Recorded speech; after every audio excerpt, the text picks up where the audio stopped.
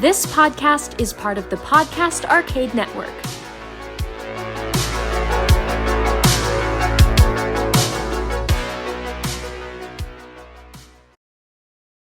Welcome to episode 25 of Paranormal Dads. I'm your co-host Andy. I'm Pat. And I'm Eddie. Join us as we go in search of the world's monsters, myths, and mysteries right here on Paranormal Dads. This episode is coming to you on location from Lake Okoboji.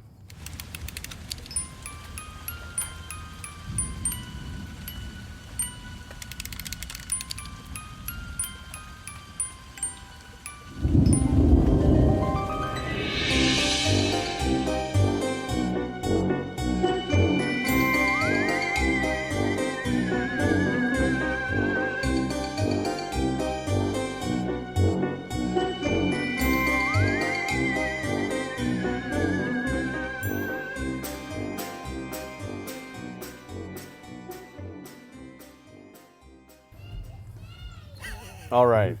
We're live. Well, we're on location. We're live now. We're alive. Maybe we won't live. be when this is. Who knows? Depends if anything comes out of that lagoon over there, Lake Monster. There's two lagoons. We are lagoon flanked. I hope the creature from the Black Lagoon doesn't show his face around here. Right? Well, These luckily are more for us, green. it's kind of green. Yeah. Kind of mossy. It's a mossy, foamy.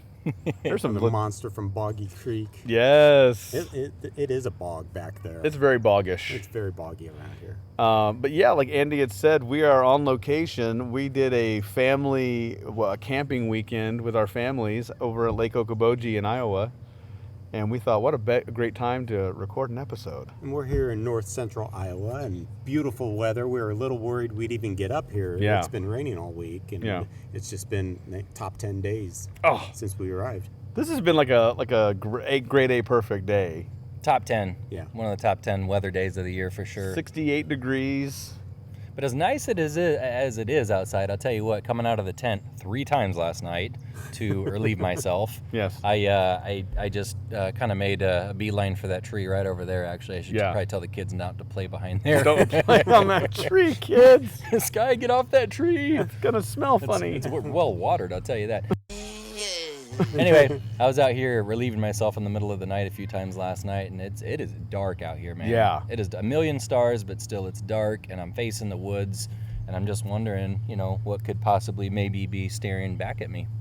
This is one of those locations where your imagination just catches fire. There's a lot of cool environments, like we said, bogs, forests, lakes. There's a lot of fun stuff going on.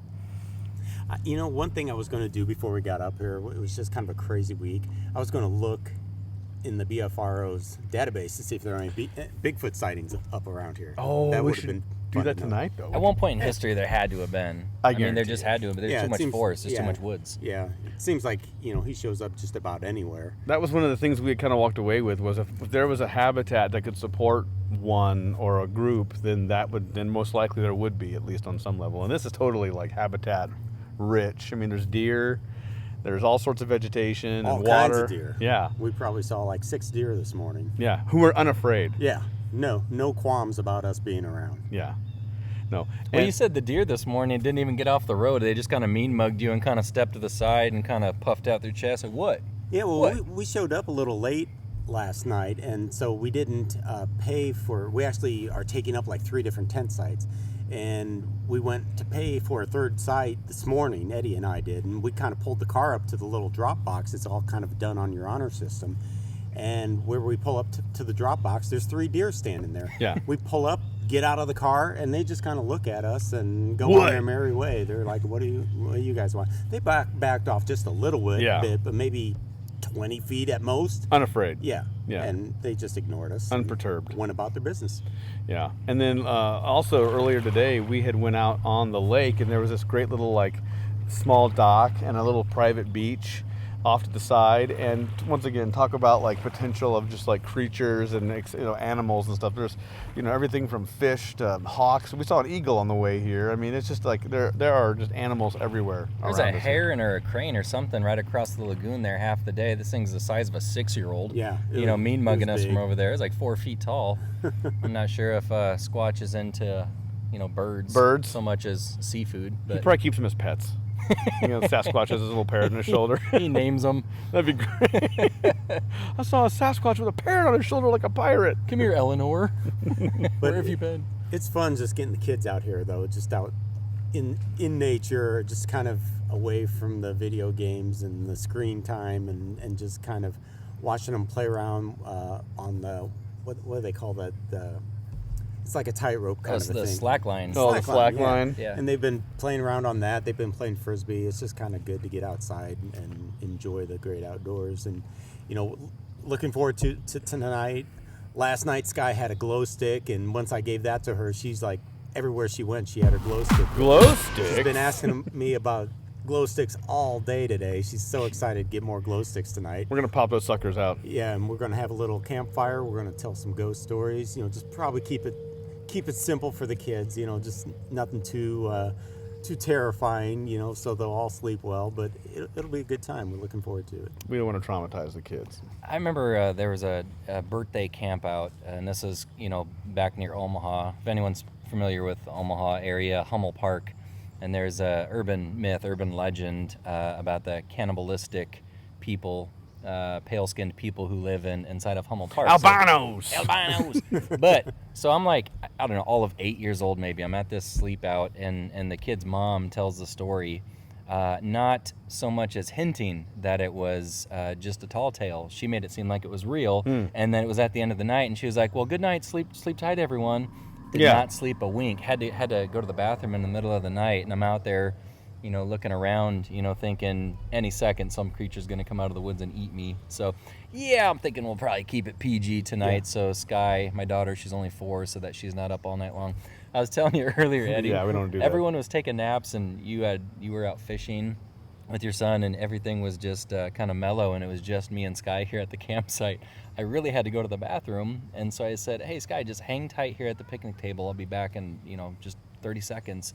And she's like, okay, Dad, if Bigfoot comes, I'll say hi to him. And I said, okay, you do that, honey. And her eyes got really big, and she got really quiet and serious, and she said, I'm coming with you, Dad. It changed her mind just like that.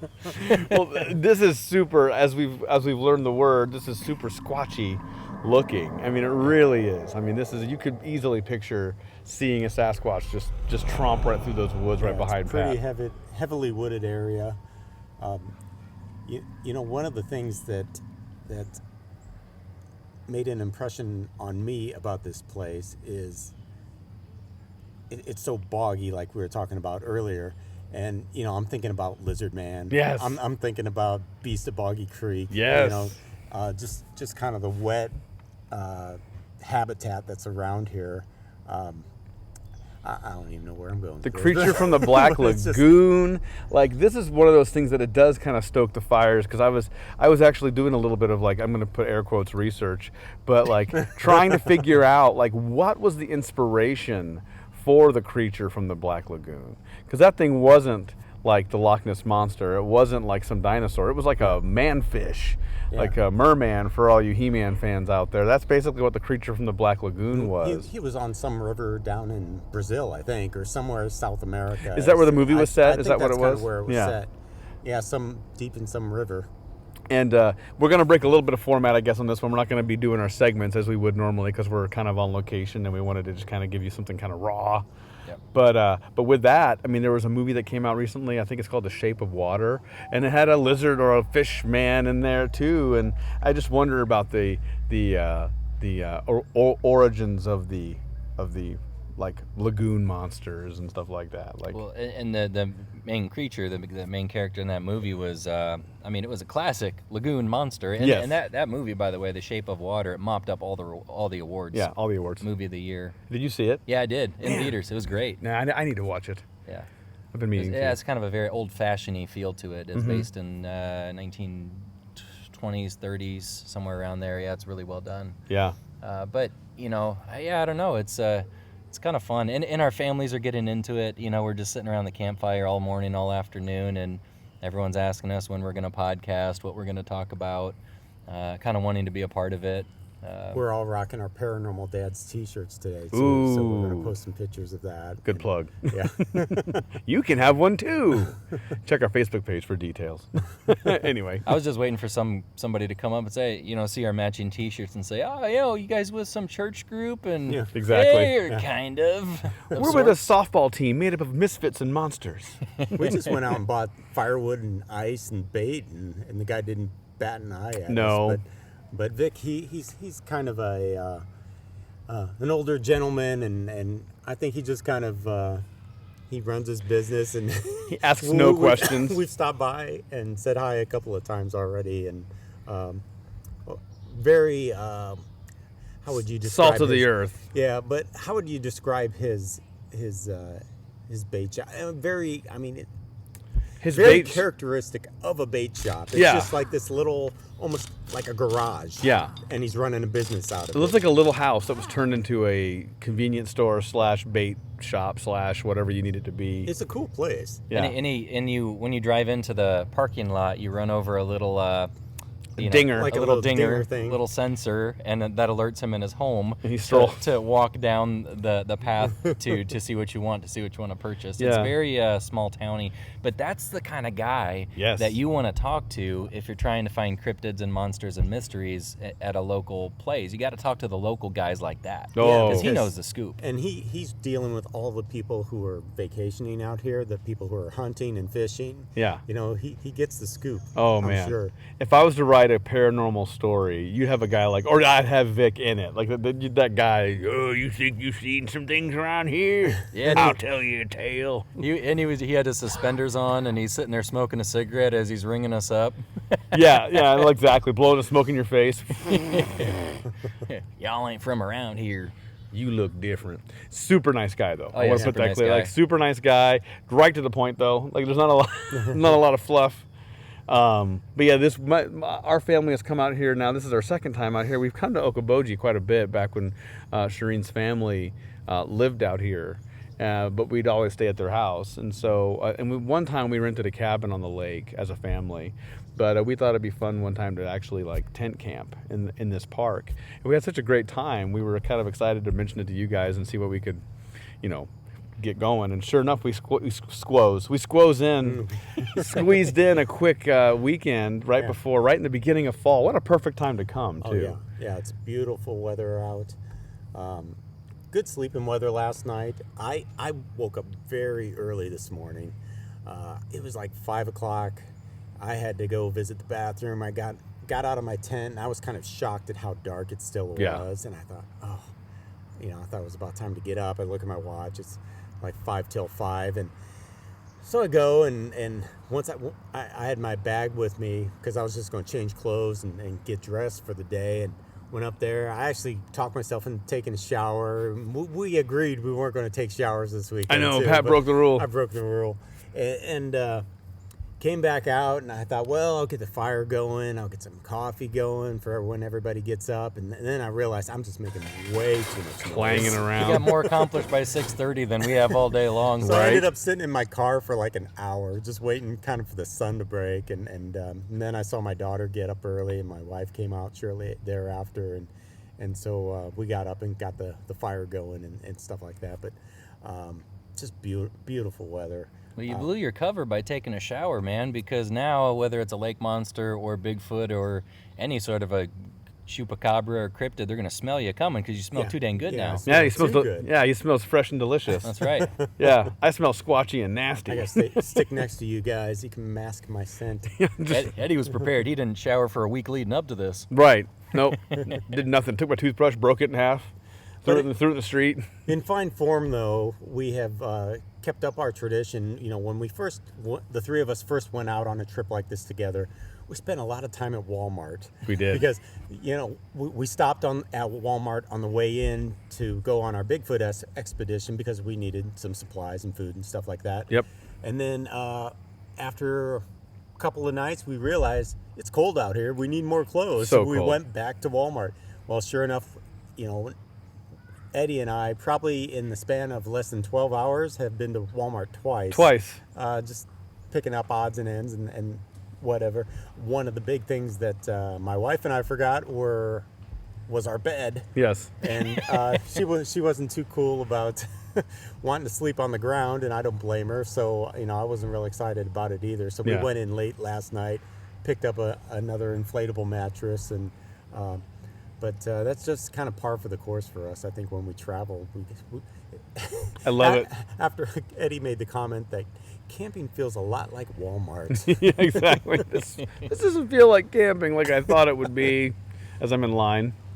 The cool thing about this too, though, for us, as we talked about this on the dad side of things, is like we get so plugged in to the day in, day out, go, do, be, and so it's so nice to literally. I mean, our phones don't work right out here. No. And whether that's because of the paranormal energy fluctuations or the fact that we have a network that doesn't reach this pocket, even if someone wanted to get a hold of us, they really couldn't. With any real meaning. And so it's really nice to be in a pocket like this where you can just pause everything and just kind of try to forget about everything. Yeah. And just enjoy yourself. Yeah. And you can know someone for years, but until you've spent like a weekend like this where you're just around them constantly, you start seeing all those other little quirks and things that kind of poke out. It's really fun for me because it's like you get to take your friendships to a whole new level. Or they end. Or they end destroy them.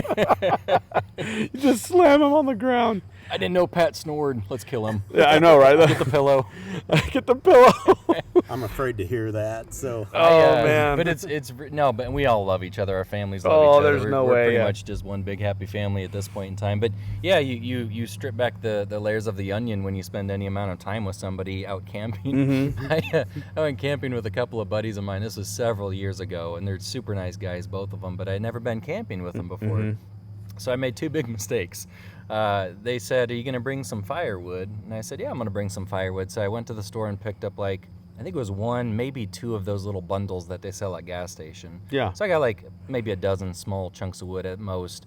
I meet them there at the campsite. They have their truck, and behind them they're pulling a trailer that is completely full of firewood. Yeah. Like they had chopped down a tree and Right. cut it into pieces. Yeah. So I go, okay, I'm a little underprepared. Secondly, what I found out on that trip is both of them snore like one snored like a chainsaw, one snored like a brontosaurus. Oh, good. I got up at 2:00 in the morning and went home. Because I could not stand it. It was so loud, dude. I'm out of here. You just left. I just hung it up, dude. I was done. God bless them. I My wished them well. goodness. Called them the next day. I think I left a note on their car. I was like, sorry. Have a good night, guys. I'm going home. I couldn't sleep. One of you snores like an animal, and one of you snores like a machine. I'm done. Yeah. None of that here. We no snoring. We just prepped our tents and tried to find some good flat-ish spots, and I discovered that acorns explode in fires. So that was fun. Yeah, that was an exciting event. My daughter Sky, she found an acorn on the ground, and she just kind of chucked it into the fire from a good 12 feet away. I was kind of impressed. Well done. And then a couple minutes later, we hear this loud pop like popcorn. Yeah. Eddie, I saw the light bulb go off above Eddie's head. He says, we need 300 of these. And he dumps them all in the fire at once. Oh, it was so fun. It was they did. They pop like popcorn after a while. A couple of them did shoot up in people's faces. Yeah, they started shooting out of the fire pit. We had to back the kids up, and we backed ourselves up. Good times. It was good times. That's But awesome. speaking of good times, by the magic of editing, what we can do is tonight when we're telling ghost stories, we can record some of that. Oh, And yeah. Actually, right now we're going to share some of that with you, and we'll get back to you in just a few minutes. So enjoy our campfire with Paranormal Dads. Oh.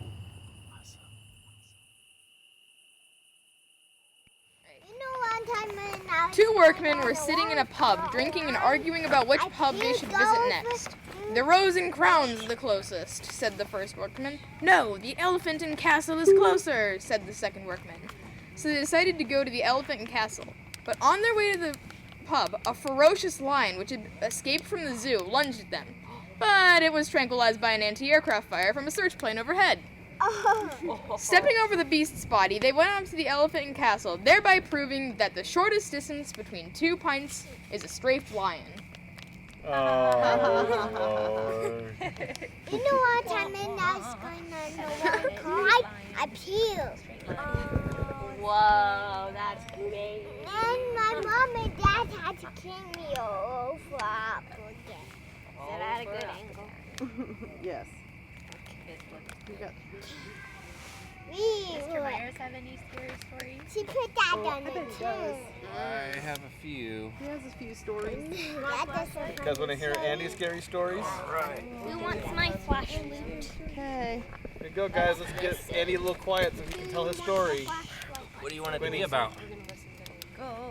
Girls, what do you want to, Winnie, what do you want to hear a scary story about? A ghost story? No, Spoopy. Want to hear a ghost story? Yeah. Okay. Okay. Spoopy goes. Oh, snap. Do I have any boogers? Yeah, lots. Yeah. Perfect. I How are got. my tonsils? They You could should be have those better. checked. They're healthy, I think. Okay. Ghost story. You would like. Once upon a time, at a spooky house on Redmond Avenue, came home and Zico was all frazzled and he was panting and he was upset and he was scared about something. So I said, "What's wrong, Zico?" And he kept looking at the basement door. So I opened up the basement door and I walked down the stairs in my socks. And every step that I took, it felt a little bit wet, And I got down to the bottom and I noticed that there was footprints all over the basement stairs and carpet. And they looked like the bottom of a shoe print. Like somebody had walked around out on the snow and came into my house. So I looked out on the patio outside to see if there was any footprints in the freshly fallen snow. But there wasn't! And the door was locked. And it was never solved who was walking around the house with wet shoes. And I called my mom and I called my sister and they said they hadn't been over and nobody had been home. So I'm not sure why there was wet footprints all over the basement. But Zico sensed whoever it was. It really scared him. And the mystery was never solved.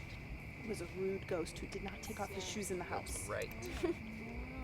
Moral of the story: take off your shoes. Moral of the story: when you're a ghost, Take off your shoes. take off your shoes. Moral of the story: when you're gonna Don't break chew on into that. someo's house, take off your shoes. Don't chew on it, because it's full of weird stuff. Okay, I got one. Uh-oh, Pat's got a scary story. This is called The Coffin. Goodbye. On a dark night like this, a young man was walking home on a dark, deserted street. As he passed the gates of a small cemetery, he felt as if he was being followed. Suddenly, he heard a bump behind him. Afraid to look back, he increased his pace. Bump, bump, bump. The bumping behind him continued, getting closer and louder. Finally, unable to ignore the bump any longer, he turned around. Terror-stricken, he saw a coffin standing on end, bumping down the road from side to side. Bump, bump, bump, bump, bump. He started running for his life, but the coffin only kept coming, increasing its pace to match his. Bump, bump, bump. As the man became tired from running, the coffin began to get closer. The man grabbed a large metal trash can as he ran by and threw it at the coffin. Unfazed, the coffin kept coming and getting closer and closer. Bump, bump, bump. He finally arrived home. As he ran into his yard, he noticed an axe resting against the side of the house next to the woodpile. He grabbed it up and hurled it at the coffin, but it simply bounced off. The coffin followed the man up onto the porch and crashed down the front door the man had closed and locked behind him. Bump, bump, bump. He ran upstairs and grabbed his shotgun from where it hung on the wall, firing at the coffin as it came through the doorway. Still now, partially shattered, it continued towards him. Bump, bump, bump. In desperation, the man ran into the bathroom. He closed the door and he backed as far as he could. He knew that coffin would simply break down the door. However, the man did not intend to give up. Grabbing a bottle of cough syrup, he hurled it at the coffin. The bottle shattered, covering the coffin with the cough syrup, and the coffin stopped. Oh my god! That's funny. And the coffin stuff. Where did you get that?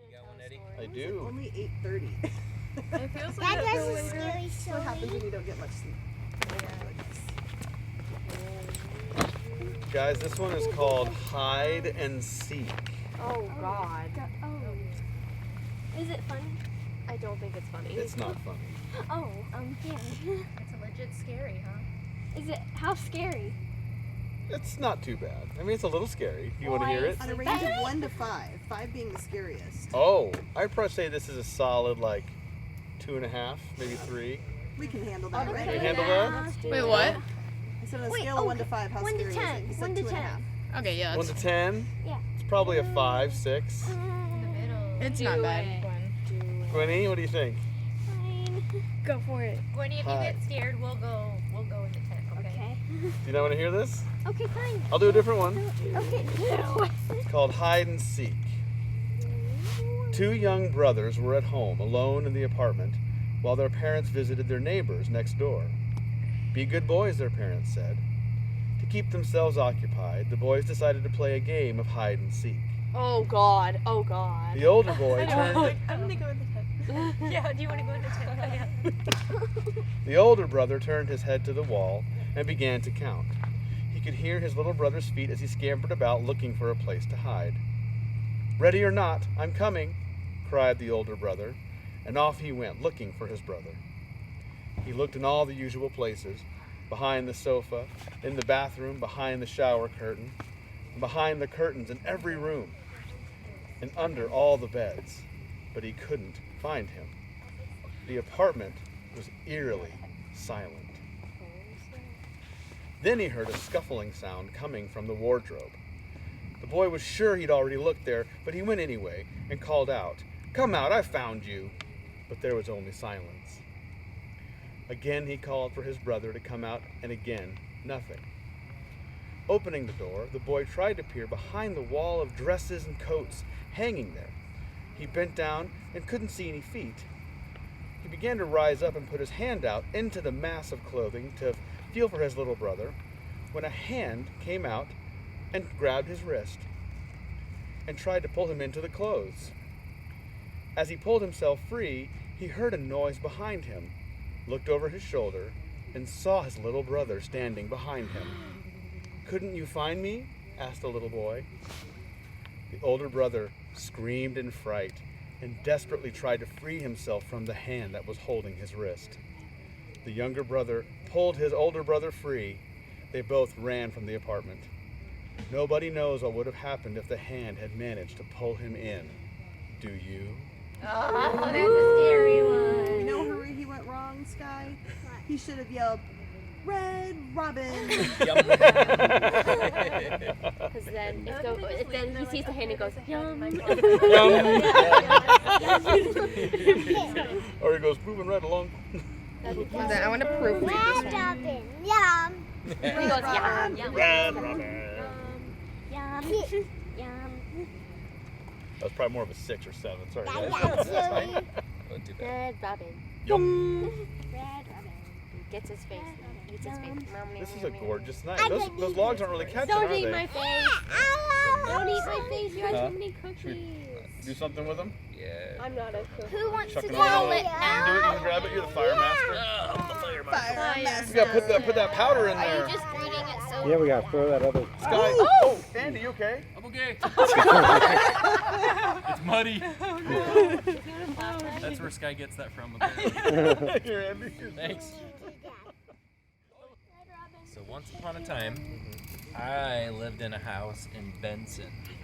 Oh, wait. Is this the no one? No, I can tell that one though. So I lived in a house in Benson, really old house, and it used to be my grandma's. And after she passed away, I bought the house and I lived there.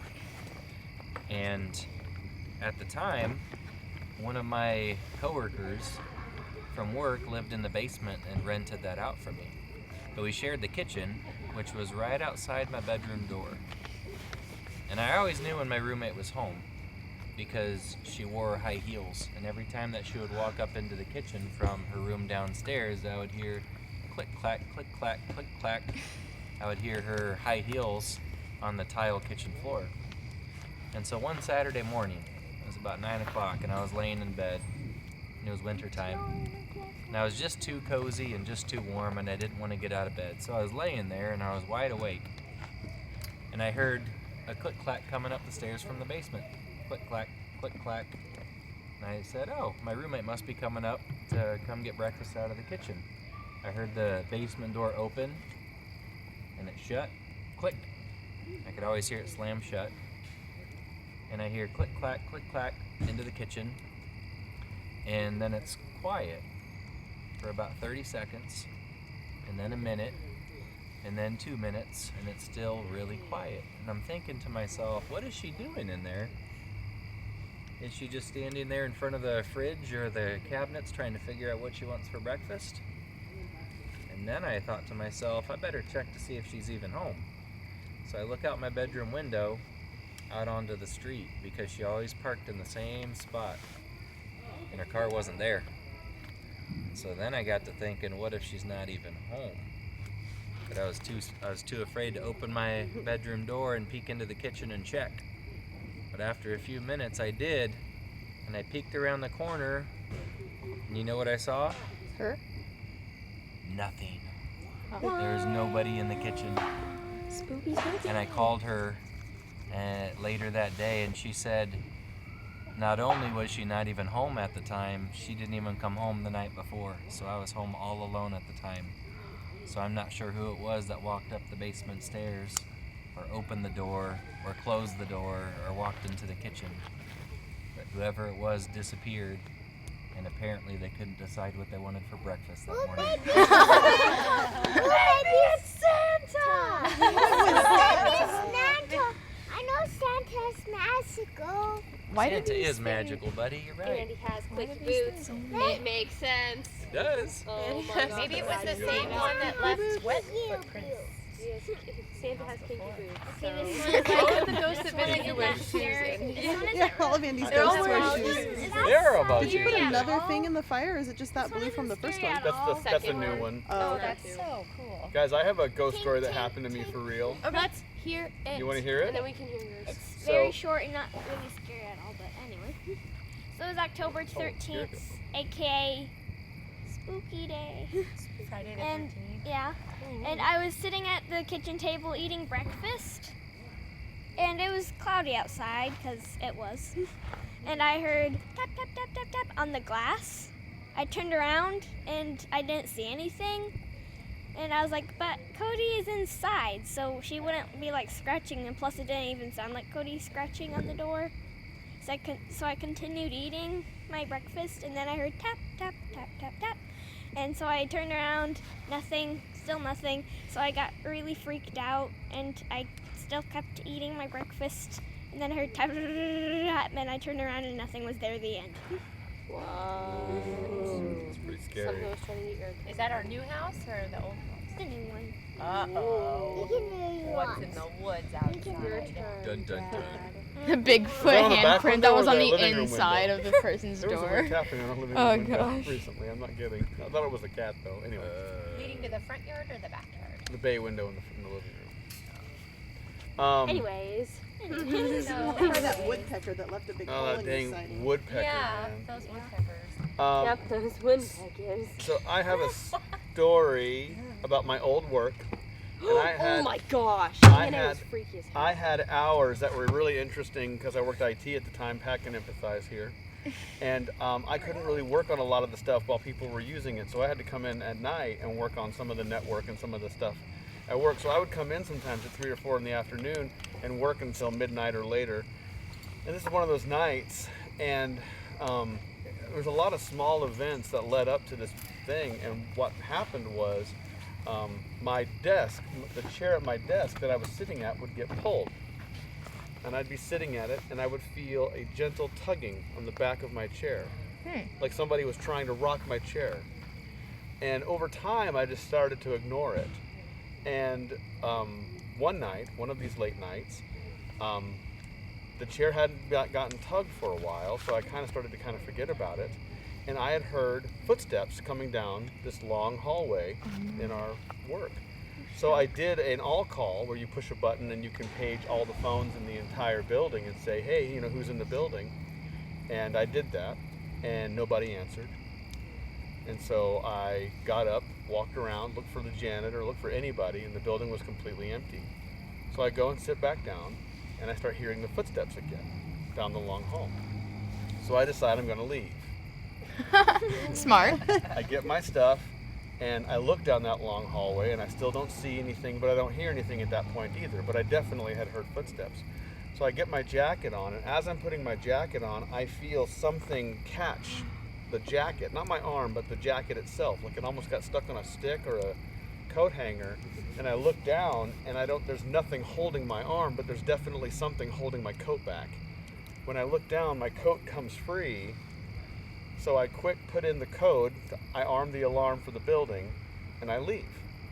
And as I get in the car and I look back at the window that I was in, I get this intense feeling that I have somebody looking back at me. Oh no. I get in my car and drive home.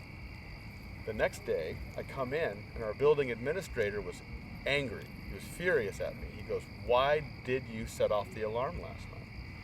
And I said, I didn't. I armed the alarm, but it didn't go off. What time was that? And he said it was about 1 o'clock in the morning. And I armed the clock at like 12:55, like 12:58 or something like that. It went off, and so I asked him where the zone was that it went off, because they have little zones where they get activated. And he showed me where it was, and it was in the exact spot that I was at, where I heard the noise in the hallway. So there you go. Was it like an old building or? It was an exceptionally old building. Was that the one that was like completely flat with like? Yeah. I'm Sprawling. It was like a big labyrinth. Like there was weird pockets everywhere. I would remember. When I was young, Yes, he is. I got really into like ESP, as they called it at the time, and I was reading books about it. And I decided I wanted to use my brain to move objects and be psychic. And so one night, my brother and I were sharing a bedroom upstairs, and he had this He-Man sword. And he went to sleep on his bed, and it was laying on the floor next to his bed. So I decided I was going to focus all of my brain power on moving that sword. So I laid in bed, and in my mind, I tried to get everything out of my mind. I just laid there, and I thought to myself, sword come, sword come, sword come. And I'd open my eyes, and the sword was still over by his bed. And so I did it more and more. And one time I opened my eyes, and the sword was laying next to my bed. I jumped out of bed and ran to my mom's bed. Are you serious? That Dead worked? serious. That is friggin' I have awesome. no idea how the sword ended up by my bed, but I never tried it Were you again. saying it out loud? That is so. No, I was saying it in my mind. That's next level. Your lady would have known or moved in. Yeah. That is seriously so cool. They are very short. I have one that's kind of like what Andy was saying when I was Shreen had one. Yeah, Shreen Oh, has a well, story. just when I was younger, we lived across from the Methodist church where my dad was a pastor. And my mom always said, just weird things would happen in that house all the time. And I would say weird things like, who's the man in the other room?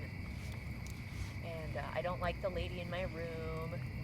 I don't remember saying that, but she said that. And I was petrified of certain parts of the room. But,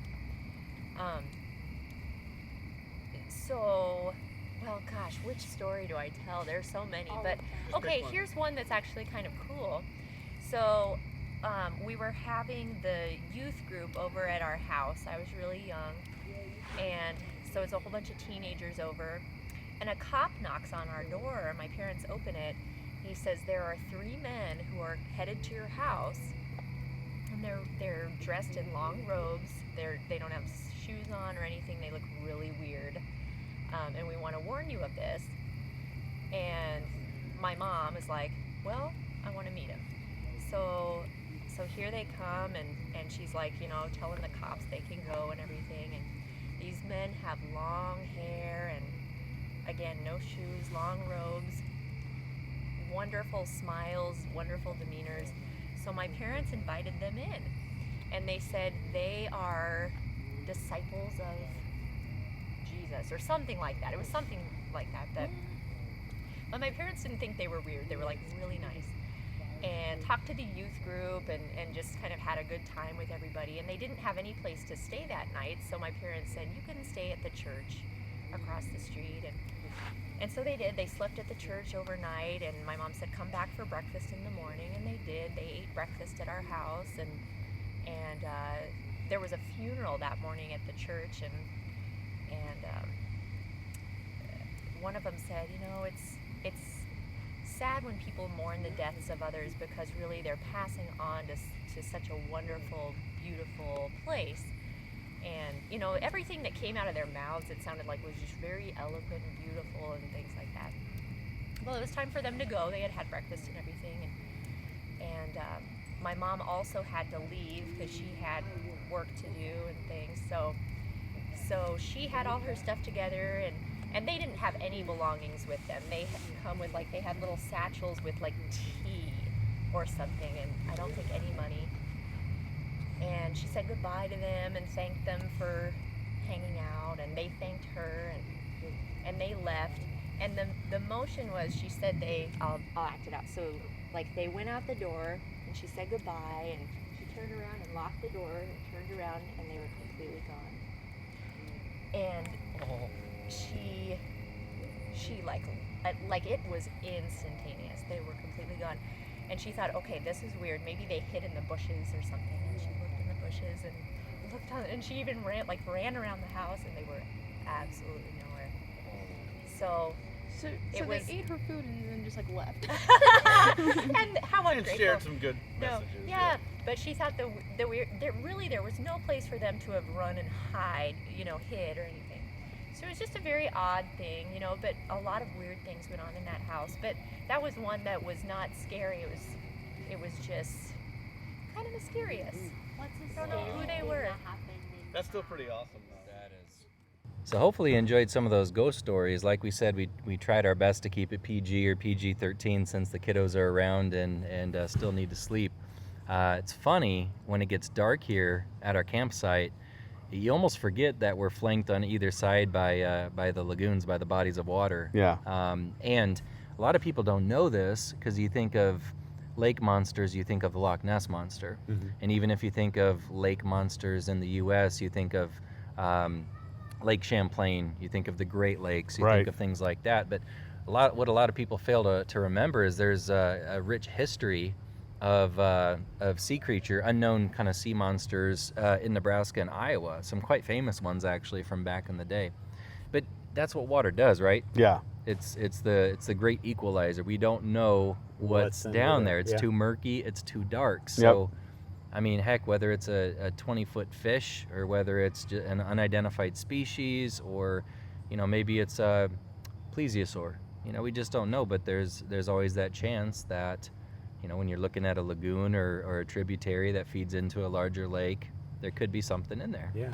It's this whole alien world that we can't really exist in, and so it's without equipment and all that stuff. And this is just one of those things. Like, an environment like this just invites that right in. I mean, sit on a dock and just kind of look at it. Your brain, unless you're just not excited by this kind of stuff, but your brain is just starts going places. Like, oh, what lurks behind that last little crest under that wave? There is a network that has recently been running a show, and I can't even remember the name of it, but basically what the premise of the show is they take an area or a body of water, and they, through computer generated images, they can remove the water and show you what would be underneath. I think it's more geared towards history, like maybe sunken boats or lost cities, things like that. But it's kind of a cool show where they imagine what a specific body of water might have underneath it. And, my goodness. And magic of computers, all the water gets pulled away, and you get to take a peek underneath. So man, it's kind of fun. I'd love to see them do it for Loch Ness. Right? Please. That's just it. And this is probably more like ocean based. But going back to one of our other episodes, we talked about like the bloop and all this. I mean, they kind of that same technology. They are demonstrating and showing these features that look to be actual like man-made structures underneath the water. And maybe not saying that there's an active civilization living there now, but that there may have been at some point in time before the ocean and even some of the larger lakes were the sizes that they are, or even were there at all. And then now you have it, submerged. But there's some really cool looking features. I know, like off the coast of California, there's a couple of formations. I think even off the coast of Australia, they said that there was some. And I know Japan has those steps that they are convinced is an underwater pyramid. Right. There's just a lot of really cool features that are just hidden by this, this world that we really can't get to easily. When you watch any documentary, whether they're searching for structures at the bottom of the ocean or, unknown sea monsters, it always ends kind of the same. They get the guy with the most high-tech scuba gear and they send him down with a camera and they radio down, what do you see? He can't see 5 feet in front of his face, right. Because it's too murky and it's too full of silt and mud and sand. Right, right. We just don't know. We'll get there soon enough. But I figure, as far as here, our camp spot at Lake Okoboji, if there's any chance of ever seeing an unidentified or unexpected creature, it'd probably be starting right about now when the off-season kicks in, because, you got Memorial Day to Labor Day, this place is packed, it's loud, it's noisy, there's music, and any kind of creature with any sort of intelligence would kind of fade back. Yep. And probably would start to come out as it gets a little quieter. Yeah. It'd be fun. I mean, we were so focused on getting here and camping that we didn't get to do a lot of research. So I would like to at some point maybe even start digging through the history of Okoboji and just see if there is any, monsters or Bigfoot sighting or anything like that at all. It'd be kind of fun. UFO sightings. Even UFO sightings. Man, yeah, the skies. You don't always have to be looking down. You got to look up once in a while. Ooh, that's true. That's true. Oh, man. I love it. So, it's good times. well, I think that's about wraps this one up. It's a little short and sweet episode, but we had a lot of fun. I hope you guys enjoyed listening to this one. Be sure you check us out on Facebook, Twitter, Instagram. We are on Podbean, iTunes. Subscribe to us on iTunes. Send us a review, please. Love to get those reviews in. If we can get a certain amount of reviews, it opens us up to some more opportunities with our podcast. And we'd like to grow this if we can, see how far we can take it. And please recommend us, share us with your friends. Anybody who you think likes to listen to some not too scary, but a little bit fun and creepy stuff, safe for the family. We're your homeboys.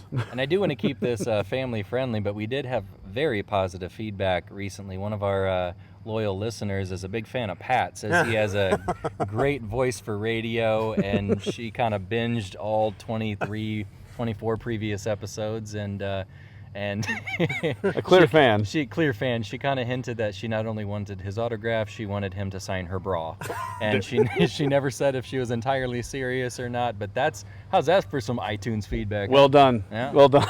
Not only am I a paranormal dad, I just have to say I'm honored, but yet I am a paranormal husband as well, so we'll just have to leave it at that.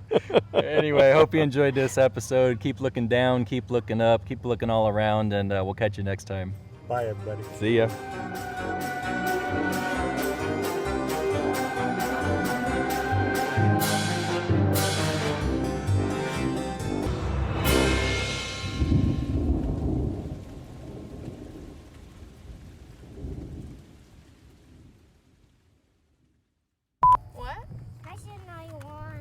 She wants to see another one. Well, you can't have a super nice one. Even more sturdy one? It's really fancy. You can play with that one. Did you give her a straight up Rubik's Cube? Is that what that was? Yeah, this is like the actual Like the one $4 special? pretty much. Nothing's $4 anymore. Who am I kidding? Red leather, yellow leather, red leather, yellow leather. Look at our beginning. Hamana. Nailed it. Got it. Everyone's doing it. Everybody. All right.